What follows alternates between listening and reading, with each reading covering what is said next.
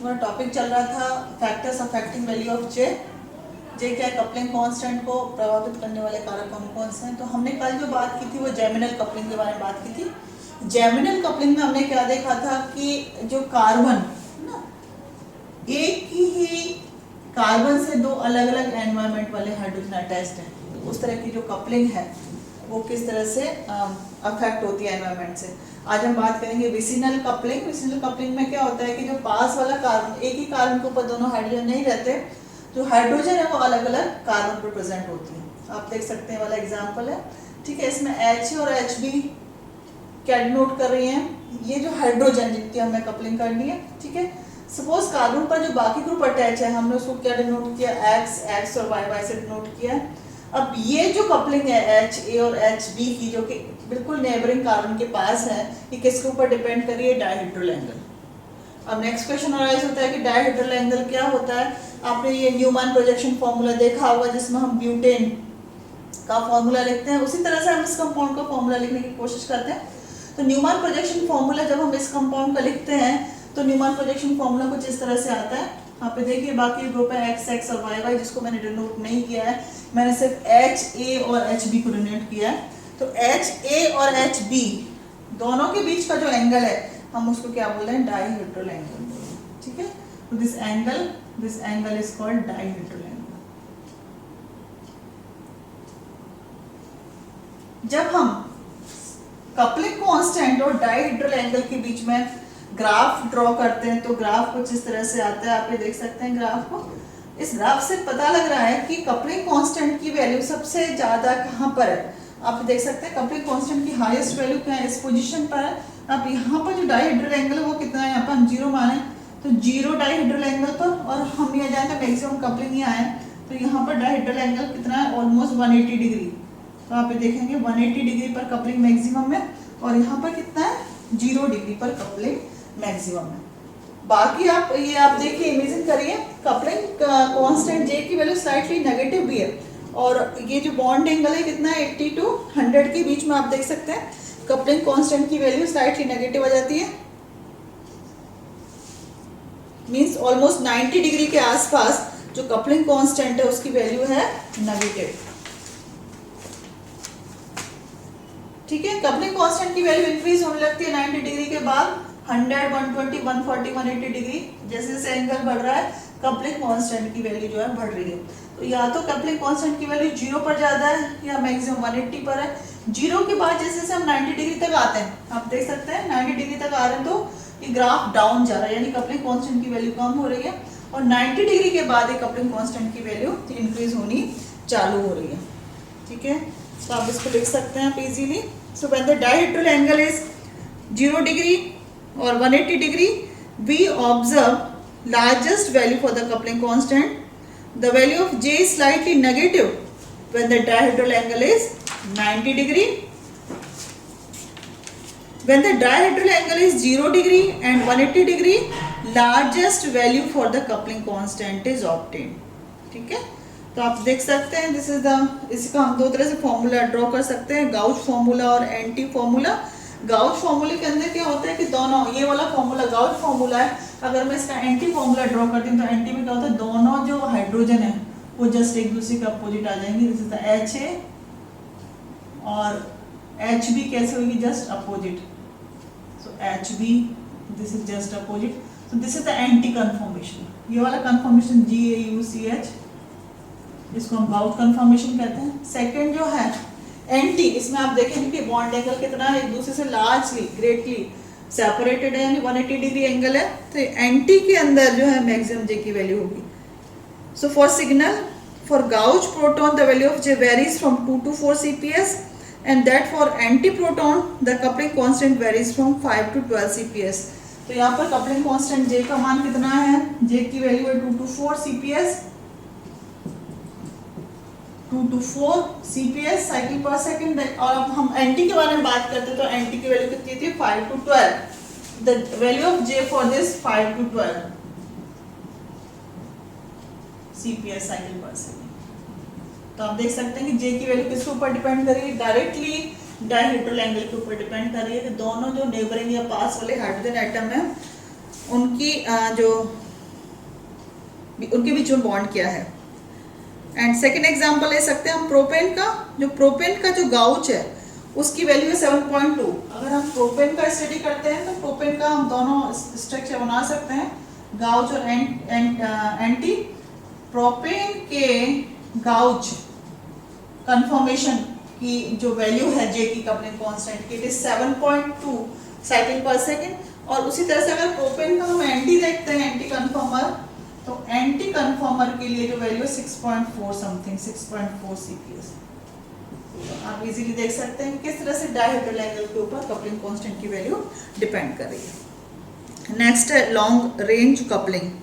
Long range coupling क्या बताती है कि यदि हम दो हाइड्रोजन जिसकी बात करें, आसपास वाले कार्बन के हाइड्रोजन के बारे में बात करें, उसके बीच में एक लॉन्ग चेन है या दो से ज्यादा कार्बन है, तो किसी भी तरह की कोई कपलिंग जो है वो दिखाई नहीं देती। लेकिन यदि कंपाउंड अनसैचुरेटेड है, means compound containing double bond, या फिर कोई इलेक्ट्रोनेगेटिव एटम वाला कंपाउंड सपोज X यहाँ पर अटैच है, उस केस में appreciable amount of coupling is takes place and the value is found to be. आप देख सकते हैं अगर एल्कीन है ना, तो एल्कीन में हम इस और इस कपलिंग के बारे में बात कर रहे हैं, दोनों कार्बन के बीच की, इधर और इधर, तो the value of coupling constant is found to be 1.7 CPS। और यहाँ पर अगर सपोज कोई हेटेरोएटम अटैच्ड है और हम फर्स्ट और लास्ट कार्बन के हाइड्रोजन की कपलिंग फाइंड आउट करने जा रहे हैं, तो इसकी वैल्यू आती है 2.3 CPS। तो ये हो गया, this is all about coupling and the factor affecting the value of J। Next topic है आपका केमिकल एक्सचेंज, या हम इसको बोलेंगे proton exchange reaction. Next topic is chemical exchange, chemical exchange और proton exchange reaction.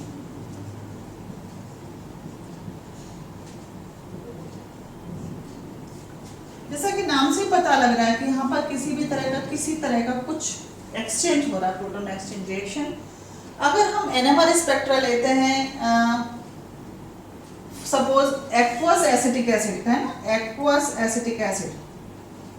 Aqueous acidic acid का मतलब है एसिडिक एसिड के साथ साथ इसमें क्या प्रेजेंट है, वाटर भी प्रेजेंट है, ठीक है। अगर मैं बात करूं तो एक्वस अल्कोहल, अल्कोहल C2H5OH, इसके साथ साथ क्या है, वाटर प्रेजेंट है। अब यहाँ पर जो NMR स्पेक्ट्रा आ रहा है वो किसका आ रहा है, OH, इसका OH, इसका आ रहा है OH, इसका आ रहा है। तो हम जब नॉर्मल केस में देखते हैं, नॉर्मल स्पेक्ट्रोस्कोपी या NMR स्पेक्ट्रोस्कोपी, जिसमें हम जो नॉर्मल हमारी रेंज या रेडियो फ्रिक्वेंसी की वो हम डालते हैं कंपाउंड के ऊपर, उस केस में आपको दो NMR स्पेक्ट्रा दिखाई देते हैं और आपस में OH का अलग है और OH का अलग हो रहा है, और डिपेंड करता है किस तरह से क्या इनकी स्प्लिटिंग होनी है और नॉर्मल तरीके से स्प्लिटिंग होती है। सिमिलरली हम इसका अल्कोहल प्लस वाटर का देखते हैं, तो ये OH का अलग स्पेक्ट्रा आ रहा है इसका, तो टू जो है OH पीक आपको मिल रही है, ठीक है।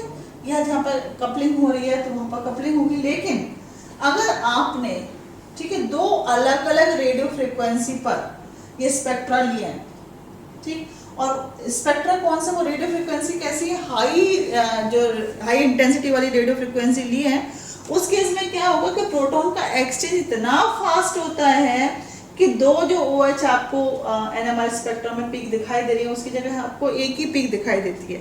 तो इस फिनोमिना को क्या बोलते हैं अपन, प्रोटॉन एक्सचेंज और केमिकल एक्सचेंज रिएक्शन। का आप नोट डाउन करिए, in a molecule if a proton shuttles between two magnetic environment at a rate which is much faster in comparison with the NMR transition, then resonance observed for that proton will be simply that of the average effective field in the two environment।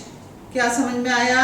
अगर आप simple NMR spectra ले रहे हैं तो कैसे आता है NMR spectra, आपके दो एक लोअर एनर्जी रीजन होता है और एक हायर एनर्जी रीजन होता है। स्पेक्ट्रा में देख बता दें NMR स्पेक्ट्रा कैसे आता है। दिस इज द, आप देखते हैं ये लोअर एनर्जी लेवल है, ये हाई एनर्जी लेवल है, इसके बीच में फ्लिप होना होता है प्रोटॉन को, या हम बोलते हैं सटल होना होता है। या न्यूक्लियर की जो स्पिन है उसका अलाइनमेंट जो है वो चेंज होना होता है, तब जाकर में NMR पीक दिखाई देती है। तो अगर ये जो कंडीशन है ना, इस केस में क्या होता है कि OH ऑफ एसिटिक एसिड या हमने OH ऑफ एल्कोहल, अब OH ऑफ वाटर ले रहे हैं, दोनों का जो सेटलिंग है, दोनों का फ्लिपिंग है, उसके लिए उसकी जो एनर्जी की रिक्वायरमेंट है वो अलग अलग होगी। लेकिन अगर दोनों को मिला के एक ही OH की पीक आ रही है, तो वो पीक ना तो ये आ रही है इस वाली उस पर आ रही है मैग्नेटिक फील्ड स्ट्रेंथ पे, ना इस वाली मैग्नेटिक फील्ड स्ट्रेंथ पे आ रही है, वो क्या किस पर आ रही है, दोनों की एवरेज वैल्यू पर आ रही है। तो एवरेजिंग वर्ड का मतलब समझ में आया? एवरेजिंग का मतलब ये है कि इसका प्लस इसका दोनों को हम एवरेज कर लेते हैं, तो उस पर्टिकुलर पोजीशन पर आपको OH की पीक दिखाई दे रही है। दोबारा सुने, in a molecule if a proton shuttle between two magnetic environment at a rate which is much faster in comparison with the NMR transition, then resonance observed for that proton will be simply that of the average effective field in the two environment। दोनों environment का जो average field है उस पर जाके resonance होगा। Resonance होगा तभी तो पीक आएगी, रेजोनेंस नहीं होगा तो पीक कहाँ से आएगी? That is only one resonance is observed although proton shuttle in two different magnetic environment। भाई COH का magnetic environment अलग है, H2O का magnetic environment अलग है, लेकिन दोनों की वजह से आपको अलग अलग पीक दिखाई नहीं दे रही है, सिर्फ एक ही पीक दिखाई दे रही है। For example OH proton in water has different chemical shift as compared to that of OH proton in acetic acid। और हम क्या बोले, OH proton in alcohol और OH proton in water दोनों का एनवायरमेंट अलग अलग, दोनों की अलग अलग पीक आनी चाहिए, ठीक है। लेकिन but we shuttle hydrogen in two different magnetic environment, we see only one signal in the NMR spectrum of acetic acid in water at an average position, ठीक है। तो कैसे आ रही है ये, चाहे हम COH ले लेते हैं या हम OH लेते हैं, हम इमेजिन कर रहे हैं हमें दो आएगी, लेकिन दो की बजाय हमें सिर्फ एक ही पीक आ रही है। दो मैग्नेटिक एनवायरमेंट में अलग अलग मैग्नेटिक एनवायरमेंट होने के बावजूद भी ये कैसे आएगी, हम इसको एक फॉर्मूला से समझ सकते हैं। This formula is called Na delta A plus NB delta B। अब आप देखें दोनों का एवरेजिंग हम बता रहे हैं, इसका शिफ्ट प्लस इसका शिफ्ट, इसका शिफ्ट प्लस इसका shift. Na delta A plus NB delta B। Na क्या है, mole fraction of proton A, NB क्या है, mole fraction of proton B, delta A क्या है, chemical shift of unexchange proton A। ये क्या हो गया, मोल फ्रैक्शन ऑफ A, ठीक है, मोल फ्रैक्शन ऑफ A। ये क्या हो गया, केमिकल शिफ्ट ऑफ A। ये क्या है, mole fraction of B and second is the chemical shift of B। दोनों की वैल्यू नॉर्मल कंडीशन में अलग अलग आ रही है, आप देखेंगे दोनों की कंडीशन, दोनों की वैल्यू अलग अलग है। This shows that the rate of exchange of OH proton in water and acetic acid is much faster than nuclear transition time। So to understand this we can take one more example like NMR spectra of ethanol in water। आप देखेंगे ethanol in water के बारे में हम detail में बात करते हैं, इसको और अच्छी तरह से समझने के लिए हम इथेनॉल और वाटर को ड्रॉ कर रहे हैं। यहाँ पर आप देखो इथेनॉल कैसे ड्रॉ कर रहे हैं हम, CH3 CH2 OH, ये इथेनॉल हो गया। कितनी तरह के इसके अंदर प्रोटॉन है, एक इस तरह का, एक इस तरह का, एक इस तरह का, मतलब this compound contain 3 type of proton and it is designated by A, B and C, ठीक है। 3 तरह के प्रोटॉन हो गए, A proton, B proton and C proton. Normal condition के अंदर क्या होता है, 3 सिग्नल्स हमें मिलते हैं, ठीक है। 3 सिग्नल हमें कब मिलेंगे, जब हम प्योर, कब मिलेंगे, जब हम प्योर एल्कोहल ले रहे हैं। प्योर एल्कोहल मीन्स उसके अंदर वाटर नहीं है, H2 इसके अंदर नहीं है। आपको कितनी पीक मिल रही है, 3 पीक मिल रही है। कौन कौन सी, a triplet for CH3 proton, कौन कौन सी है, अ ट्रिपलेट फॉर CH3 प्रोटॉन। बात समझ में आ गई होगी। CH3 प्रोटॉन पास में कितना हाइड्रोजन है, 2 हाइड्रोजन है, इसकी वजह से क्या मिलेगा, एक ट्रिपलेट मिलेगा। उसकी जो वैल्यू है ट्रिपलेट प्रोटॉन की, इट इज अबाउट 8.82 टॉ, 8.82 टॉ 8.82 टॉ। ये किसकी वजह से है? पास वाले CH2 की वजह से है। Second, a multiplet having 8 line, this is due to, ये किसकी वजह से? CH2। सेकंड, अ मल्टीप्लेट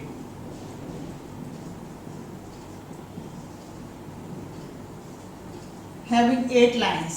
ठीक है, अब 8 लाइन का हमें मल्टीप्लेट किसकी वजह से मिल रहा है? हमें CH2 की वजह से, हमें CH2 वाले जो प्रोटॉन है वो 8 लाइन्स का मल्टीप्लेट दे रहा है। और क्यों दे रहा है? क्योंकि जो दो प्रोटॉन है, इसका एनवायरमेंट अलग है, इसका प्रोटॉन का एनवायरमेंट अलग है। तो मल्टीप्लेट कैसे आएगा? आप देखें, n+1 इंटू n'+1। अब यहाँ पे n कितना है? यहाँ पे देखें 3+1, ठीक है, 4 हो गया, इंटू 1+1, 1 कौन सा? ये वाला प्रोटॉन होगा। तो कुल मिला के आपको क्या आ रहा है यहाँ पर? 8। तो CH2 की वजह से हमें कितनी लाइन आएंगी? 8 लाइन आएंगी, क्योंकि दोनों प्रोटॉन का CH3 का एनवायरमेंट अलग है और OH का एनवायरमेंट अलग है। सो और अगर हम थर्ड के बारे में बात करें, OH के बारे में बात करें, थर्ड पॉइंट पर C के लिए क्या मिलेगा आपको? आप ये देखिए, अ triplet for OH proton. Triplet किसकी वजह से? पास वाले नेबरिंग CH2 की वजह से आपको यहाँ पर ट्रिपलेट मिल रहा है OH का। इसकी जो वैल्यू है 4.72, इसकी 6.38 tau, 6.38 tau, and the value of triplet for OH, इसकी जो वैल्यू है इट इज अराउंड 4.72। इसकी कितनी है? 4.72 टॉ। तो ये तीनों जो सिग्नल हैं उनकी टॉ वैल्यू और कितनी पीक मिलेंगी ये आपको बताने, इधर आप देख सकते हैं। ठीक है,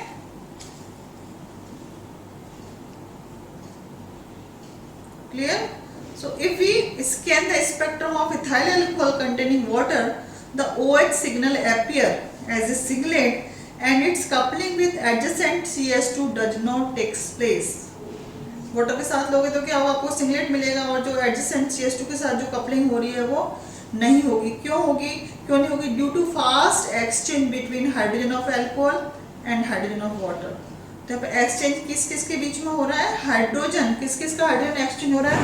ROH और HOH का हाइड्रोजन एक्सचेंज हो रहा है। आप देख सकते हैं ROH, इसको डिनोट करूं, प्लस HOH, दोनों का हाइड्रोजन एक्सचेंज हो रहा है। यहाँ पे क्या मिल रहा है? ROH plus HOH।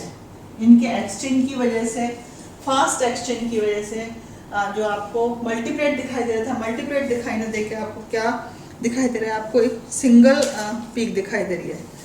So this chemical exchange causes spin decoupling because the spin values get averaged. The proton exchange, अब क्या हो रहा है? इसके क्यों हो रहा है? ये केमिकल एक्सचेंज की वजह से। केमिकल एक्सचेंज क्या कर रहा है? स्पिन की डीकपलिंग। डीकपलिंग की वजह से हमें दो की बजाय हमें सिर्फ एक पीक दिखाई दे रही है। ठीक है, स्पिन जो डीकपलिंग है हम कहते हैं प्रोटॉन एक्सचेंज कब कब नहीं होता? पहला, if the sample is pure, अगर सैंपल प्योर है। दूसरा, if sample is recorded at low temperature, अगर हमने लो टेम्परेचर पर रिकॉर्ड किया है। तीसरा, if the sample is dissolved in highly polar solvent like DMSO, यदि हमने हाईली पोलर सॉल्वेंट के अंदर इसको डिसॉल्व किया, उस केस में भी प्रोटॉन एक्सचेंज नहीं होगा। So we have seen that when alcohol contains some quantity of water, a singlet is observed for the hydrogen proton. The position of the singlet peak for the OH proton is slightly shifted depending upon the water content in alcohol, and hence it helps in the quantitative analysis of ethanol water acid water mixture. क्या बात समझ में आई? अगर हमने सिर्फ pure compound तो एक peak आएगी, आपकी आएगी इसके अकॉर्डिंग जो भी आनी है। अगर वाटर मिक्स है तो कितना वाटर मिक्स है अल्कोहल या एसिटिक एसिड में, उसके अकॉर्डिंग जो है पीक की शिफ्टिंग हो जाएगी। तो हम ये इसका क्या यूज है? क्वांटिटेटिव एनालिसिस में, मतलब ये फाइंड आउट करने में कि एसिटिक एसिड में कितना वाटर मिला है या अल्कोहल में कितना वाटर मिला है, हम जो है ये वाला फिनोमेना यूज करते हैं। ठीक है, आई थिंक आपको ये वाली बात समझ में आ गई होगी। तो ये आपका टॉपिक कौन सा था? दिस टॉपिक वाज आपका केमिकल एक्सचेंज और प्रोटॉन एक्सचेंज रिएक्शंस।